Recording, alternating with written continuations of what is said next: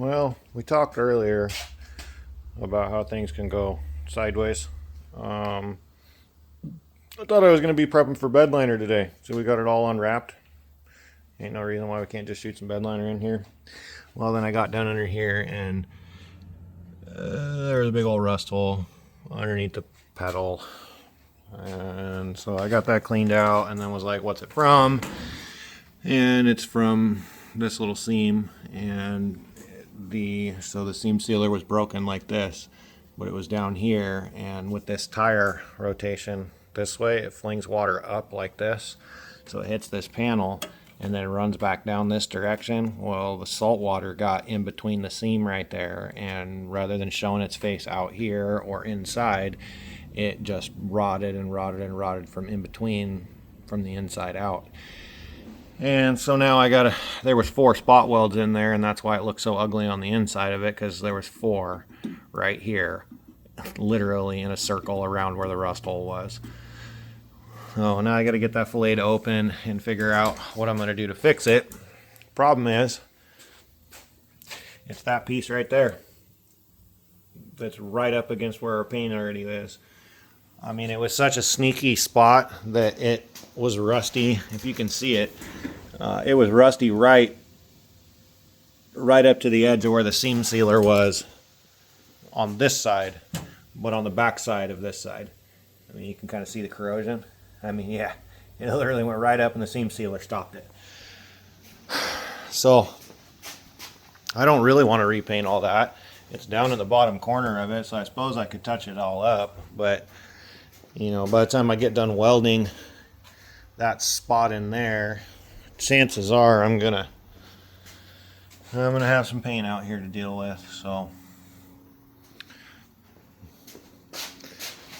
we stopped what we're doing, took a break, and now I'm gonna come tackle it and see what I can do about it without making too much of a mess out of things. But you know, like if we just brush treat it or knock the chunks off and leave that, I mean, you can see how big it is over here and all the way up into the top, and that's why I opened it up. And if I would have just bed lined this side of it and just fixed it on this side of it, it'd only been a year, 2 years, 3 years maybe, and that rust hole would have came right back, and whatever I put on it would have just boop, fell right off, and then there would be a big freaking hole in the floor right there. So I'm not really happy with it. It's kind of how this project's been going every stinking step of the way, but like I told you in one of my earlier videos, I'm committed, and I don't want to let any of this stuff go. So that's why I really avoid the questions of how long it takes and when it's going to be done. And I don't know. Got no crystal ball. I feel like we're going the right direction, but then you run into shit like that. So what do? Just going to fix it, keep fixing, and keep moving forward. My goal is bedliner. So anyway, that's my episode for the day. See you guys later.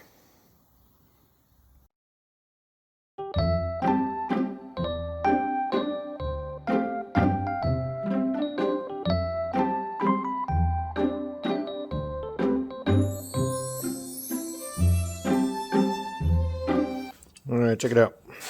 We got it out. See, look at that. Right up to the very edge of the seam sealer. And there's what we were looking at on the inside of the engine compartment. And that's what I was looking at. You couldn't see nothing. And it literally stopped right there. And then there's a chunk that's still stuck up here. Yeah, see it? It's still stuck right there. So that's where it started, yeah, that's where it started. And then it stopped when it made its own hole.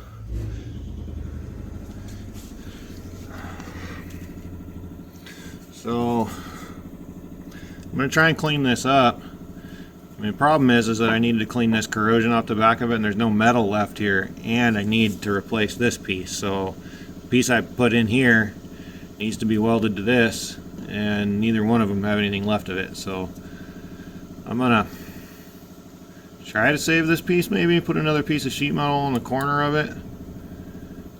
I don't know. Bottom line is we're going to have some touch up in here on this firewall and this apron right here. There's just nothing I can do about it. It's going to get too hot and burn that back. And I got to get the I mean, look, the corrosion's right to the edge of the paint, so I'm sure there's some underneath that factory paint. It's probably gonna get ground out like this.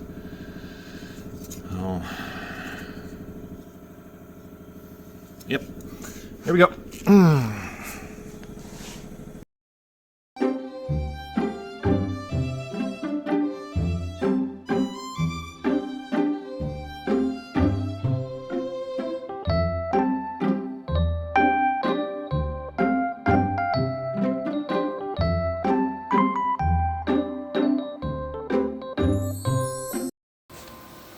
Okay, we're in there now.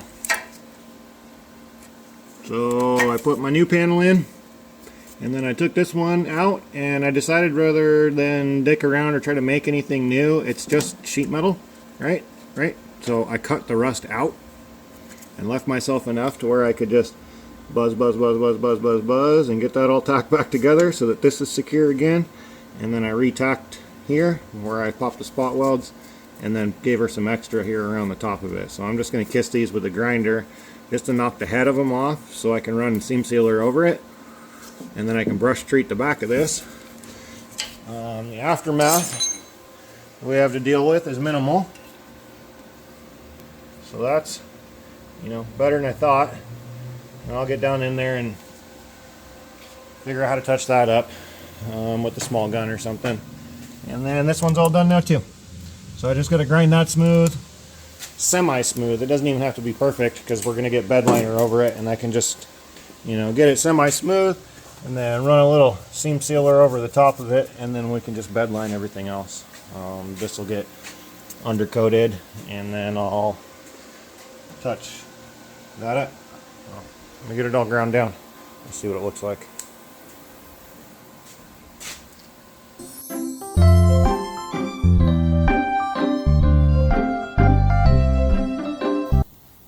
Alright, here we go. Nice. Live with that? I can live with that. What about that? Yeah, I like it. Seam seal it, undercoat it, we're good to go.